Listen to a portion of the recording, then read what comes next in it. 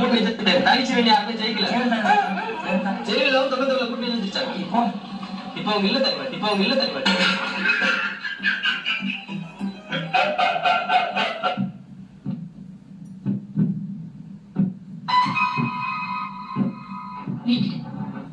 எல்லாத்தையும் விட்டுடு. முதல்ல இந்த தத்தலைங்களோட சுத்தத்தை விட்டுடு. இவ்வளவு வெயில்ல 2.5 வயசு போதை தூக்கிட்டு வந்தப்ப இன்னமும் நியாயப்படுத்துறீங்கல்ல? உங்களுக்கு மனசாட்சி இல்லையா? ரெண்டா ஹோட்டல் காம்பெட்ல ஒரு மாதிரி ஃபெட்டாலிட்டியா வந்துறோம். ரெண்டா அப்பதே இந்த மாதிரி தப்புகள் நடக்காம இருக்கும். எங்க தளபதியை பார்க்கணும், எங்களுக்கு அதுதான் முக்கியம். சேஃப்டி இல்ல, மனசாட்சிலாம் இல்ல. எங்க தளபதிக்கு அப்பவே எங்களுக்கு மனசாட்சி. நீங்க போ வீட்டுக்கு இன்னொரு நான் போயிட்டு வந்துருக்கேன். ஊசி போட்டு கொண்டு கடல்ல போறோம். பூமிக்கு தேவையில்லாத எக்ஸ்ட்ரா வெயிட். கரூர்ல வந்து 40 பேர் என்ன சும்மா கொண்டாங்க, ஊசி போட்டு கொண்டுட்டாங்க. இப்ப வந்து சொட்டு பார்க்க சொல்லுங்க, சும்மா கொண்டாங்க, ஊசி போட்டு கொண்டுட்டாங்க, ஊசி போட்டு கொண்டுட்டாங்க. ரூட் இல்லங்க, மெட்டு. இந்த 1.5 வயசு குழந்தைய நான் விட்டுட்டு வந்திருக்கேன் எங்க அம்மா கிட்ட.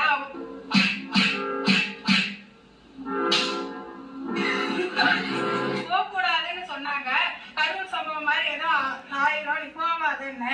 அதெல்லாம் தாண்டி நான் எங்க அண்ணனை பார்க்கதான் வருவேன்னு சொல்லி பக்கத்துல நின்று பார்த்திருக்கேன். இதை விட வேற என்னங்க வேணும்? அவரை பார்த்த சந்தோஷத்துல 2 நாளா நான் அவரை சாப்பிடல. அவருக்காக நான் வெயிட் பண்ணி இன்னைக்கு நான் காலையில இருந்து இங்க வந்து நின்று பார்த்திருக்கேன். வீட்டுல இருந்து போயில அவ்வளவு தடங்கள். பக்கத்து வீட்லயா இருக்கட்டும், அப்பா அம்மாவா இருக்கட்டும், வேணாம் வேணாம்னு சொன்னாங்க. அவங்க பேச்செல்லாம் கேட்டுட்டு நான் நம்பி வந்தேன். எங்க அண்ணனை நம்பிதான் நல்லாதான் நின்று இருக்கேன். இன்னைக்கு அடிக்கிற அடியில மூஞ்சி முகரையெல்லாம் பஞ்சாயம். நீ பாக்குறது சகல அடிய பாக்குறது இல்லையா? பார் என்ன அடிங்கிறத மட்டும் நீ இன்னைக்கு பாக்குற. 2 நாளா சாப்பிடல, மயக்கம் போடல, தலை வலிக்கல, வாந்தி வரல, நல்லாதான் இருக்கேன். கரூர்ல வந்து 40 பேர் என்ன சும்மா கொண்டாங்க, ஊசி போட்டு கொண்டுட்டாங்க. நீ பார்த்த இப்ப வந்து சொட்டு பார்க்க சொல்லுங்க, பக்கத்துல வர முடியாது யாராலையும்.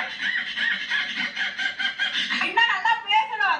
அண்ணனை பார்த்த சந்தோஷத்துல கத்தி கத்தி தொண்டை கட்டி இருக்கு. டாக்கி வணக்கம். ஐயோ, நான் என்ன பண்ணுவேன் தெரியுமானே?